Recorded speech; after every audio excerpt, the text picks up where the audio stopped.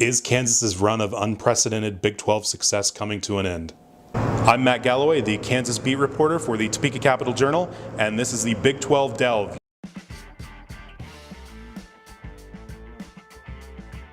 Kansas can absolutely recover from this rough stretch. The question is, or should be, can Kansas win the Big 12? They're 6-4 or worse in the league for the first time since 1994. The struggles over the last week well documented. Lost LeGerald Vick, 45.5% for three-point shooter, to an indefinite absence. No idea when he's coming back. Marcus Garrett sidelined with an injury. Silvio De Sousa ruled ineligible through next season by the NCAA, and that's all on top of starting center Udoka Azubuike's season-ending injury. KU's 7-6 in its last 13 games, and they're playing their last 8 league games against teams with a combined 32-43 league record, so they certainly can turn it around. They've got 2 games against Oklahoma State starting at 11 a.m. on Saturday, so they can definitely turn it around. They're going to have a tighter huddle, and they're going to have to come together.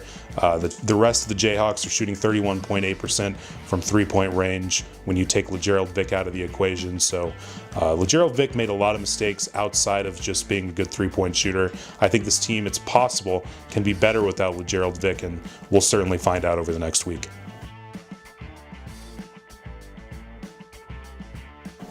Kansas State's very legitimate, but the question again should be, is Kansas State legitimate enough to win the Big 12? I'm not entirely sold on that just yet. Kansas State has 9 games left against teams that are a combined 41-45, including 2 against Baylor beginning tomorrow, the marquee game of the weekend for the Big 12, a 5 o'clock tip in Waco. Baylor, 1 game behind K-State in the Big 12 standing, so that's certainly going to be an interesting matchup.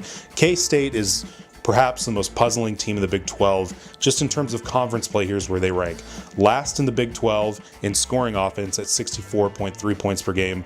First in the Big 12 in scoring defense at 60.1 points per game. They're last in free throw percentage, 65.6%. Last in three-point field goal percentage, 36.9%.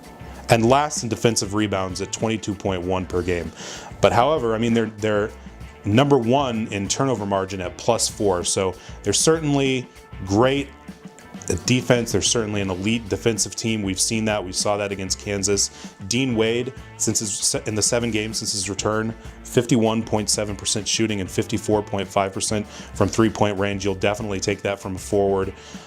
K-State is absolutely legitimate. I'm just not sure they can overcome the offensive struggles that we've seen sink them despite their 7-game winning streak in conference play so often this season.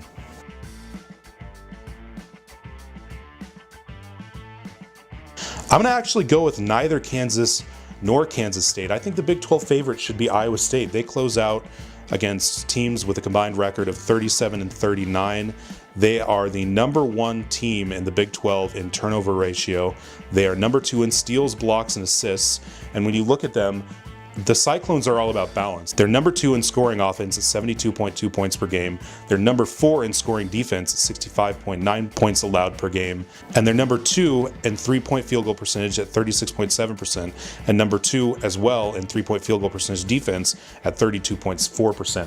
So the Cyclones, I think, balance from top to bottom. We're seeing Lindell Wigginton really come into his own over the last few games.